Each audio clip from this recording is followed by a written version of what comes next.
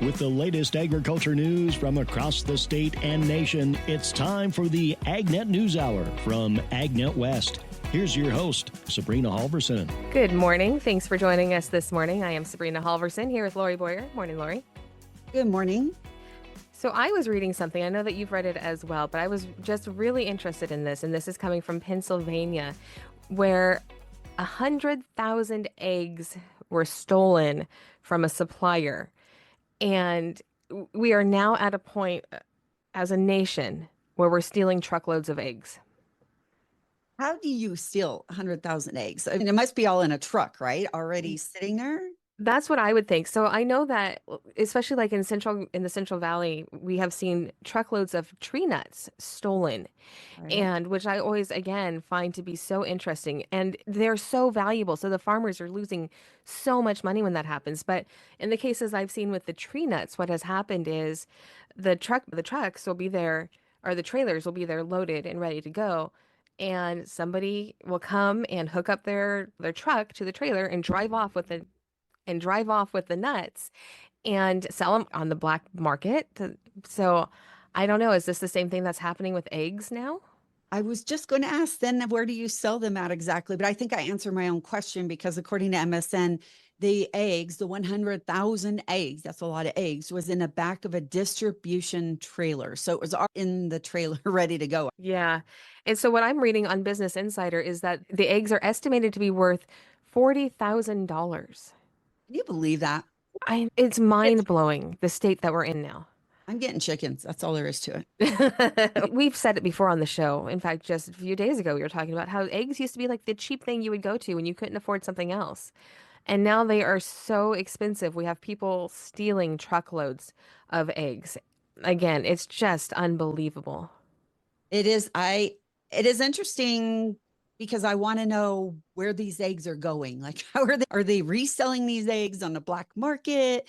Eggs are perishable, so you don't have a long turnaround time. So That's got to be harder than when you like the stolen tree nuts, because obviously you can store those. But yeah, where do you sell these? Are you selling them at a roadside stand? Selling them as homegrown eggs? Be careful where you get your eggs from. You don't want to be supporting people who are stealing from legit egg farmers too. Plus, then again, like you mentioned, they're perishable. Are these criminals who are out stealing eggs, are they storing them properly? exactly. Those are all the questions I have too. Wow. I hope that they find these criminals because that is just not cool all the way around. But I want to know like what their plans were because this is really weird. Yeah, it is. It is really weird. I would love to know what the plans are too. And again, so this happened in Pennsylvania from an egg supplier in Pennsylvania. 100,000 eggs stolen worth $40,000, and the police investigation is ongoing. So we'll keep you updated as we get updated on that as well.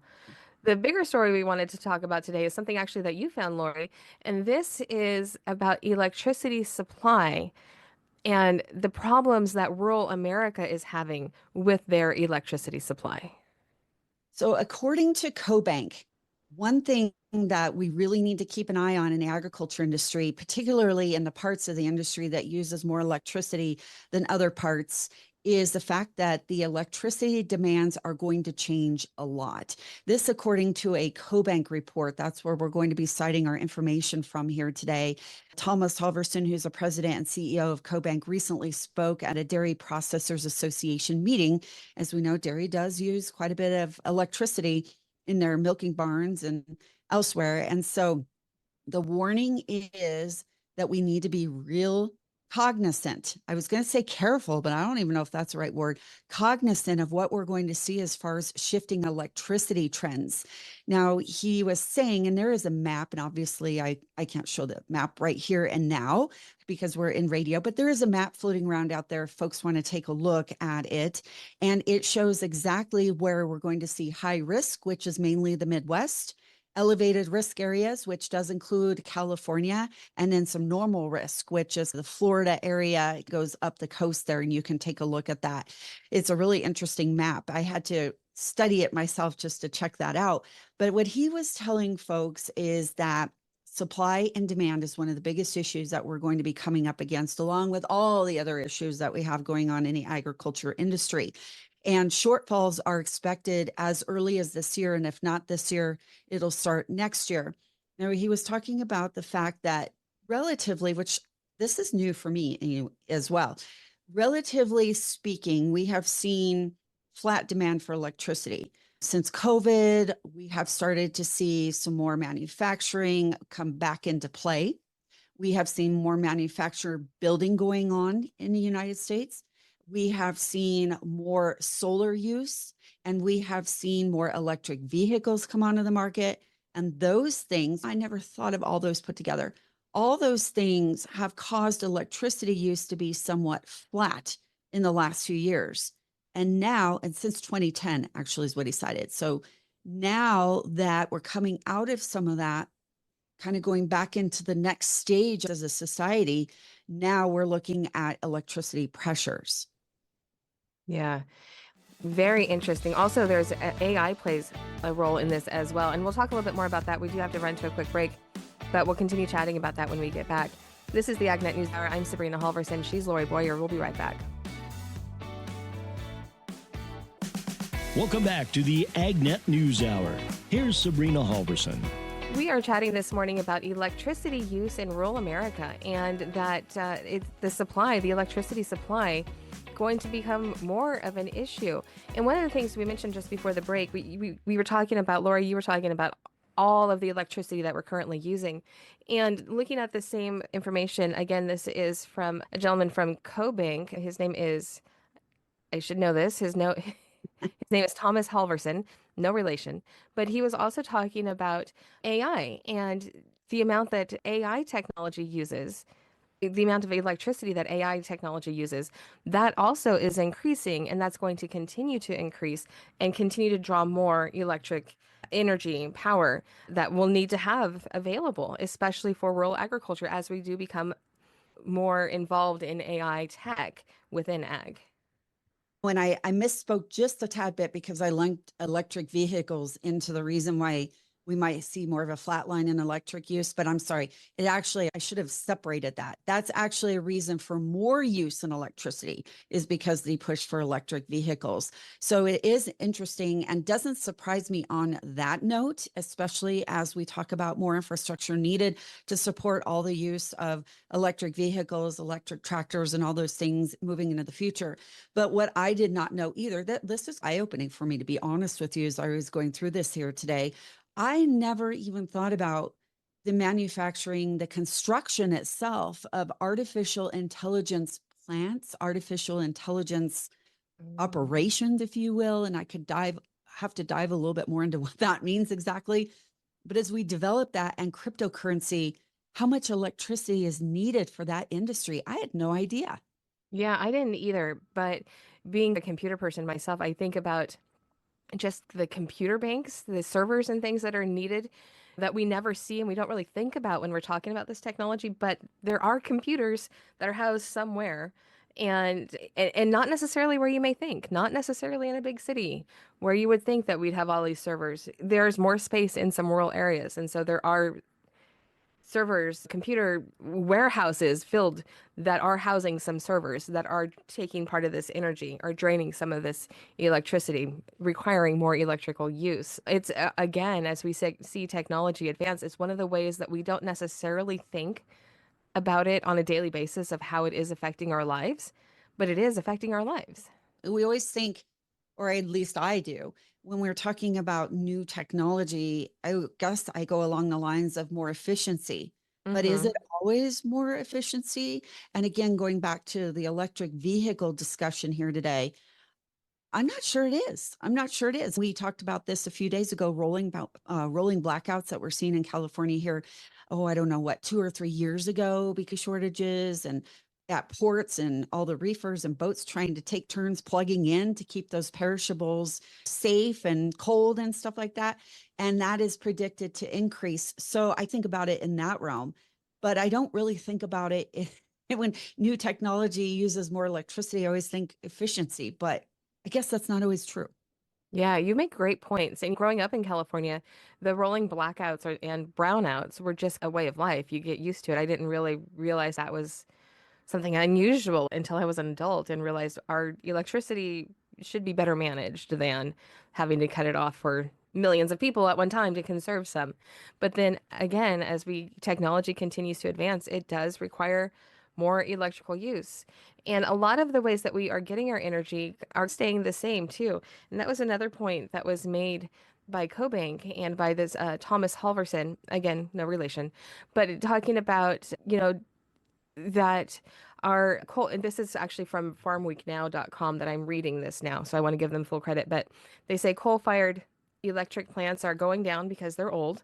Nuclear and hydroelectric plants remain unchanged, and renewables are the new source of electricity. That a quote from Thomas Halvorson.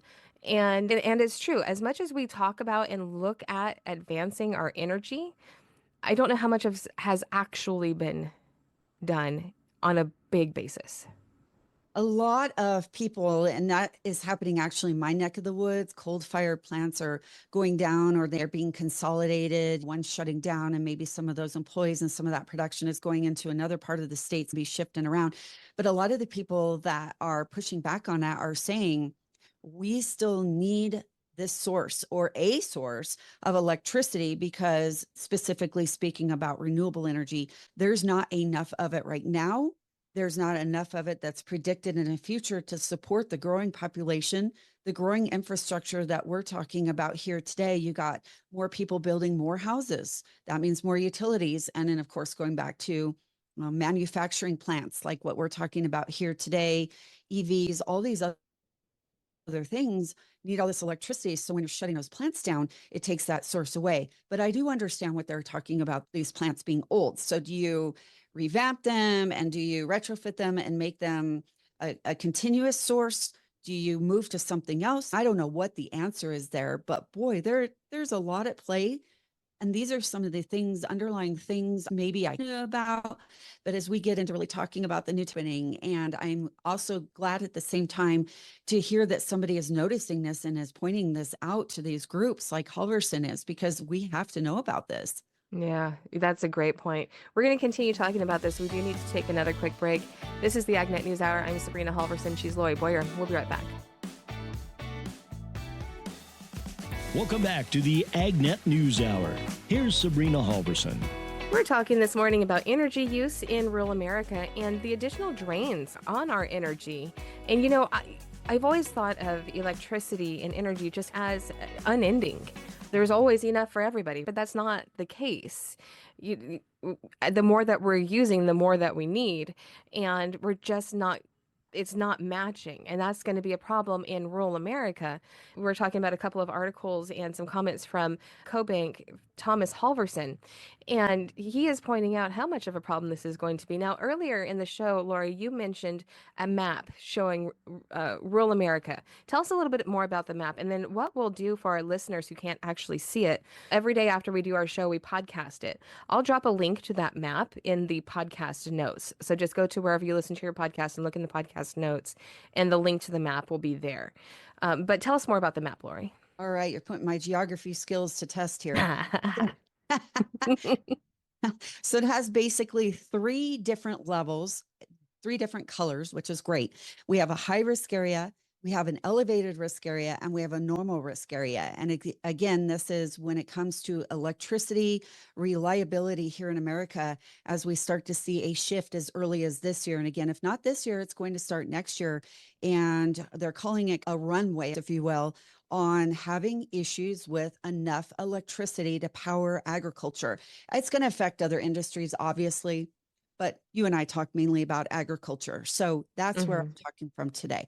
So if you look at it, it's like Missouri over towards California, it includes Colorado, Idaho, Texas is included in this. It is all elevated risk. So there could be some shortfalls in extreme conditions. I'd have to do a little bit more looking in extreme conditions mean. I don't know if that's weather related specifically or if it includes several factors. I'll have to get back into that a little bit later on, but that the elevated risk is there. So California is definitely included in that. Then we have a high risk area. That is mainly the I-states. It's a belt that goes from north to south, and it includes a large part of Michigan, like I said, all the I-states, and goes all the way down into the Virginias. And then, okay, and by the way, high risk, that means shortfalls may occur at normal peak conditions. So an everyday thing, it could happen. It could happen today. It could happen long term. It's just going to be out there. It sounds like pretty much from this year on, this is something that could be a concern. And then there's normal risk. Okay, normal risk is a likelihood of electricity, but it's low, or excuse me, the low likelihood of electricity supply shortfall. I'm trying to read and talk at the same time. Mhm. So a low likelihood of shortfalls, that includes Florida, and it runs up the coast and just hits New York. And it is the smallest amount of the United States that is affected. The largest is an elevated risk. The second largest, obviously, in high risk. So that's interesting information, especially how they break it down into the different areas and the different regions with what different states are facing as far as the possibility of just not having enough electricity or energy for all of our new needs. And talking about new needs, there's also quoted, this is actually from a DTN article about a land investment expo that happened last month. And Steve Eisman, who is known for back with the US housing market, he predicted that he was going to happen. And now he's talking about concerns he has with the US electrical grid. And again, it's because of the growth in artificial intelligent computer data centers. So as we are improving our tech and relying more on computers for our tech, those computers require electricity, and we are not updating our electricity sources enough, our energy sources enough to be able to keep up with that demand for the future. And by the future, I don't mean 50 years from now, a couple years from now. Another thing that was pointed out here, and this doesn't surprise me either, but it goes along with this whole conversation. But just to point this out, as we look more and more into automated factories, robotics, even you and I talked about robotics at ports here not too long ago. As we continue to see automation in factories, that means more power usage. Right, it does. And again, we haven't been updating power as much as has been needed. The Biden administration, we saw more of a focus on wind and renewable energy and more green energy. That, of course, there's been a turnaround with the new administration looking again back at coal and fossil fuels and things like this and turning other things into energy. So having that kind of shift, a consistent shift instead of working on one goal for many years, I wonder if that also sets us back a little. Not that the Yeah. shift is bad. I'm not saying that, but just not having a long-term plan that can go through several administrations. And I think that is what Eisman is actually alluding to, is that with all the green energy discussions, yeah, it sounds all great and fine. And there's a lot of grants and assistance out there for that. But is it in fact setting us back because we're not moving forward enough to meet the energy demands? And there's just not enough on the grid. There's also a little bit further in another article I'm reading about how we can expect to see some battles over power grids. So that'll probably be something that comes up for you and I, and what goes on there and what that means for land investments, not only land investments, but also what does that mean for our rural communities when they need more land, when they need more and more to do the renewable energy setups that they need to help offset some of these things that are going on with the power that we are going to need, and with all the discussions on how we're going to meet the needs of these growing companies, of these growing industries. Right. And it's an interesting conversation too.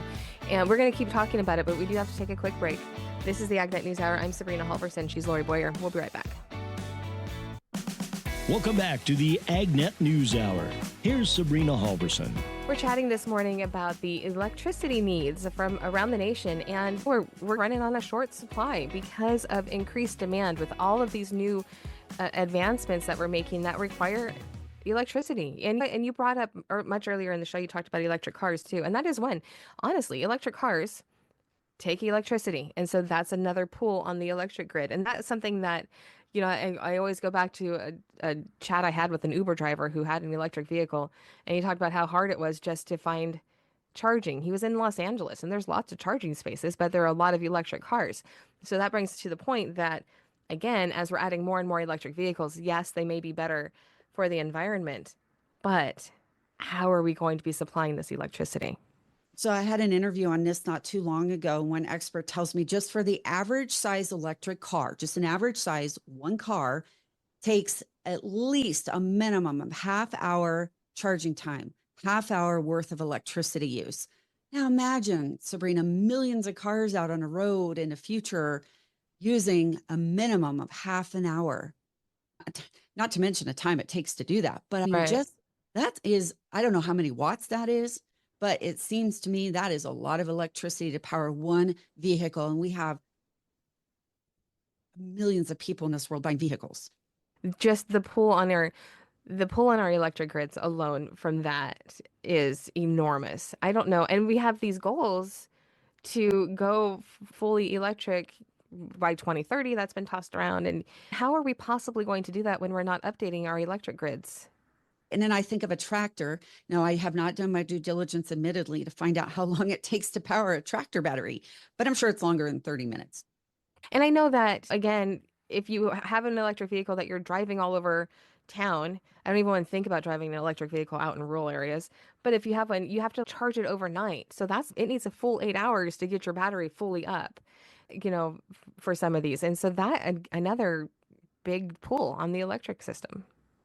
Yeah, I can't imagine what all this is going to look like. And Trump has his work cut out for him on this issue, because as we know, nothing moves fast when we're talking about energy. And you and I both done some interviews on natural gas and nuclear energy as being a potential. Nuclear energy is starting to be looked at a little bit harder. I wonder if you and I will be talking about that some point sooner than later on how that's going to work into this whole thing.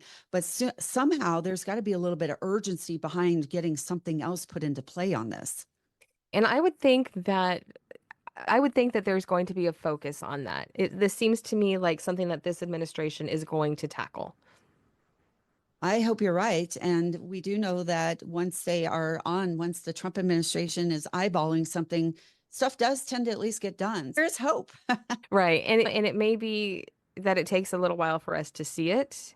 But yeah, obviously the Trump administration looks more toward the energy types that we've used in the past. Again, going back to fossil fuels, those types of things, rather than quote unquote the green energy, wind energy, water, those types of things. But again, something needs to happen because otherwise, like the map shows, we have areas around our nation that are really going to be struggling. And can you imagine that you're running your farm and then you can't run the equipment that you need because of the data server that's 3 miles down the road? Right. Yeah, that's just one other thing that they have to worry about. And even then, if you think you have the power, it may not be reliable because it Right. depends on the day, as that map shows. It's a scary thought, really.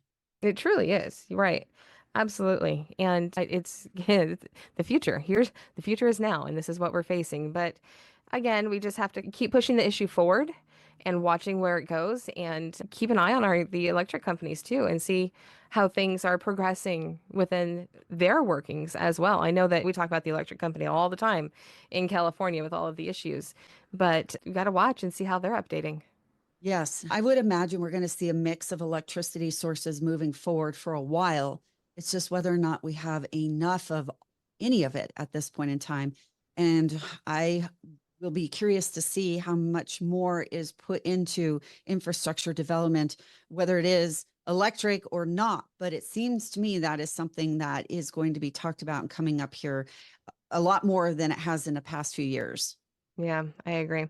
And once again, we will continue to keep an eye on it. But that is all the time we have for this segment. When we come back, we're learning a little bit more about almonds. We have our almond update coming up. This is the AgNet News Hour. I'm Sabrina Halvorson. She's Lorrie Boyer. We'll be back in just a moment. Welcome back to the AgNet News Hour. Here's Sabrina Halvorson.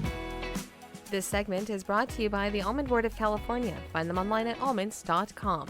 For this segment, Taylor Hillman is talking with Julie Adams, Vice President of Global Technical and Regulatory Affairs at the Almond Board. It's about the second round of funding that ABC has applied for and received through the RAP funding. Here's the interview. We're talking with Julie Adams from the Almond Board of California. Julie, ABC just got some more good news earlier this year. Actually, this was late December when we got the news on the second tranche of the Regional Agricultural Promotion Program, right?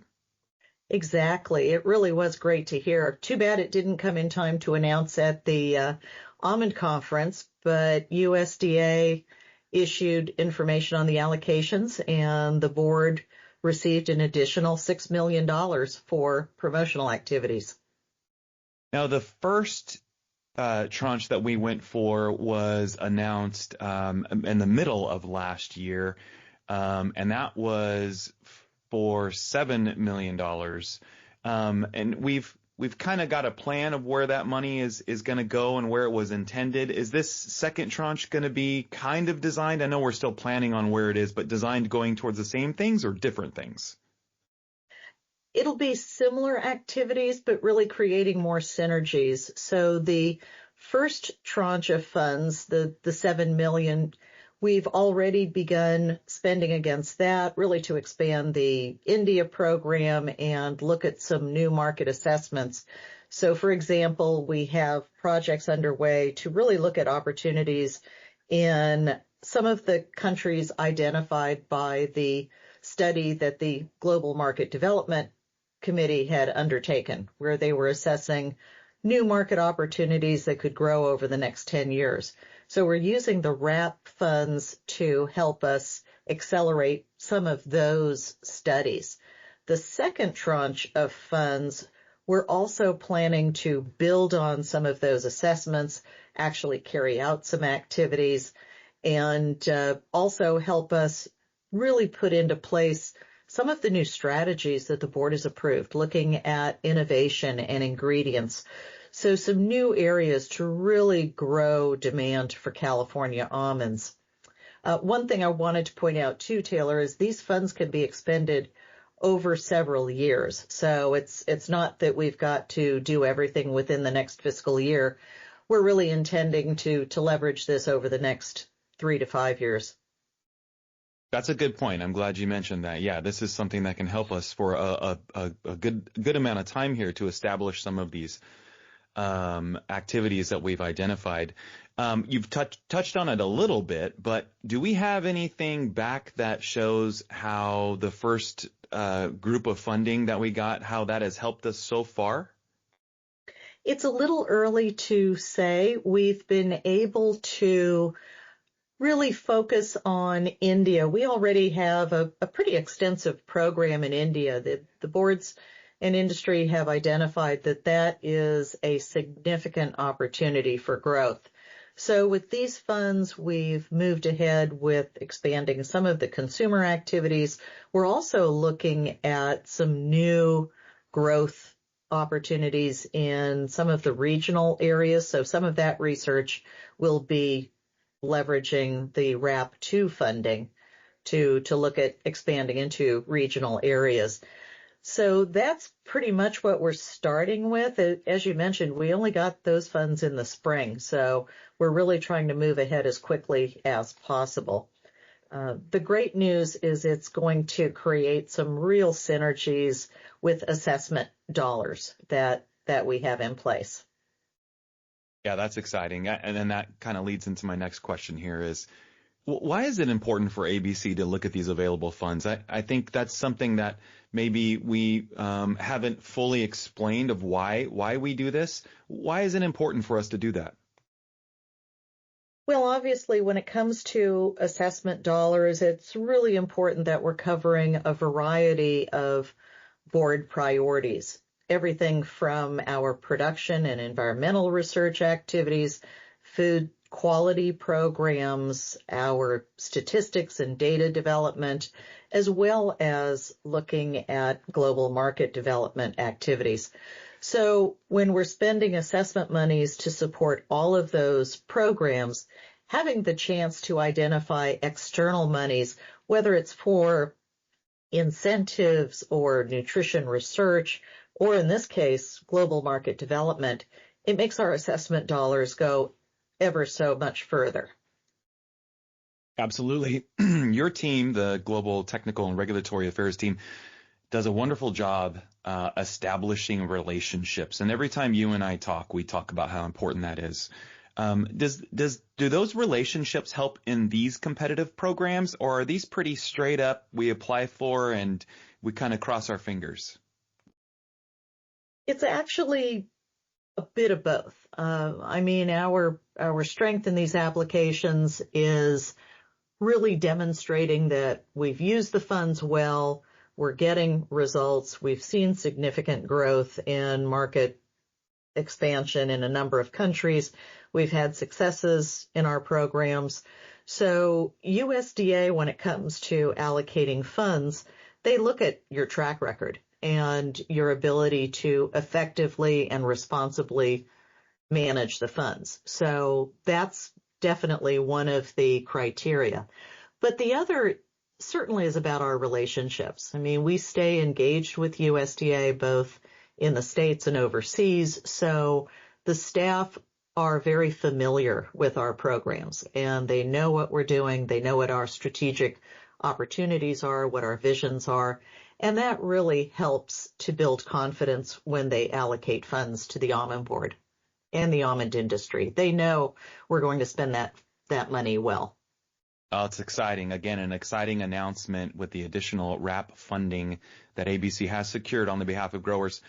Julie Adams, Almond Board of California, we appreciate the time. Thanks so much, Taylor. Talk to you soon. You can learn more at almonds.com. This is the AgNet News Hour. We'll be back in just a moment. Keeping foods for your Super Bowl party safe from foodborne illness is an essential game plan for such events. While the play calling is straightforward in this food safety playbook, this year's Super Bowl may vary as party planners may take advantage of food choices from host city New Orleans. Rod Bain talks with a food safety coach on how to win the food safety game at the Super Bowl party in this edition of Agriculture USA. USDA Radio. Football films? Festive, no matter the opponents in a Super Bowl. A celebration with feast fit for kings and queens. Perhaps even your party guest. Especially when we think about Super Bowl, we might be preparing chicken wings or meatballs or things like that, and then simultaneously cutting up veggies for a veggie tray. Perhaps chili, a charcuterie board, subs, or burgers to present at your Super Bowl party. Despite the fun and games, there is some serious food safety game planning that must go on. With that, USDA food safety expert, coach Meredith Crothers. Most important for a food safety win, preparation. The game has a game clock, so setting yourself a clock too, and having that plan on how you're going to swap out portions and things, or how you're going to serve things and the timing of it. And that starts with a focus on the food safety basics. Clean, separate, cook, and chill. As in washing your hands, utensils, and surfaces throughout food prep and serving, using separate cutting boards for meat and produce, cooking foods to a safe internal temperature, and chilling foods immediately after cooking if they are not being served. Blah, blah, blah, blah, blah, blah, blah, blah, blah. At the spot of the party, interference. Talking to your host too much, not letting them switch out food before the 2 hour past the point of safety limit. Following the 2 hour rule, especially for foods on a charcuterie board like those meats and different cut fruits and things like that, is going to be really important. Maybe during, even well before, your Super Bowl party, you need to call an audible with takeout or delivery foods. Chicken wings, for instance. Try and time it to where it's closer to when you're going to serve it, or have a plan for how you're going to keep them at a safe temperature until it's time to serve. Perhaps your Super Bowl party has a theme based on, say, the city the teams, maybe your team, represents. Barbecue and cheesesteaks? Or perhaps the food theme is based on the site of Super Bowl 59. New Orleans. That lends to perhaps several Super Bowl parties this game, taking on a Cajun or Creole food theme, with delicious fare of jambalaya, crawfish pie, and filet gumbo. With sides of fried green tomatoes, po' boy sandwiches, beignets. Yummy. So Super Bowl chefs, how to prepare this fare from a food safety perspective and not have it throw a curveball of foodborne illness in your football celebrations. Hey, I thought we were talking about football and not baseball with a curveball. Haha. Get out! How about that? That, Meredith, was a fastball high and inside. Manola-style food spreads from a food safety angle is really no different than a traditional Super Bowl smorgasbord. So now time to get the playbook out to run some Cajun and Creole food options. Hey, quit pushing. What do you think this is, a training table? Just keep a trickling down the field. The field of food, if that is your Super Bowl party display. Yet from a food safety perspective, it is a straightforward defensive approach. Take po' boys, for instance, similar to subs and burgers in that 2-hour rule, not leaving those things out for too long. Meaning perishable food left out for longer than 2 hours needs to be discarded. Sometimes when things are cooked, it seems like, oh, they're cooked. Bacteria has been killed. It can stay out for as long as we need. But it really is important to follow that 2-hour rule just in case something has cross-contaminated or maybe something didn't get fully cooked, and just trying to prevent foodborne illness as much as possible. An end around, and always a touchdown. Refrigerate or freeze perishable items within 2 hours. Regarding other Narlands food delicacies, If people are doing gumbo, jambalaya, crawfish etouffee, anything that's going to be big and soupy and stewy, similar thoughts to chili, where if it's a large portion, making sure you're breaking it down into smaller containers to save your leftovers. If you keep it on the stove on low or keep it in a slow cooker or something like that, you can serve it for a lot longer. So really just keeping in mind those big portions, and the 2-hour rule is going to be important there. Coach Meredith and other food safety experts can signal tips and strategies for your Super Bowl party through USDA's Meat and Poultry Hotline, 1-888-MP-HOTLINE, or online via chat at ask.usda.gov. This has been Agriculture USA. I'm Rod Babe in Washington, D.C. That's our show for today. This has been the AgNet News Hour. On behalf of Lorrie Boyer and myself, thank you for sharing your morning with us. To get more information on the topics you heard today, visit AgNet West at agnetwest.com. You can also stay connected by following us on our social media at AgNet West on Facebook, Instagram, and X. Also look for Sabrina Halvorson on Facebook, and be sure to subscribe to our podcast by searching for AgNet West on your podcast app. Thank you for listening to the AgNet News Hour from AgNet West. AgNet West Radio Network, your primary choice for agriculture news.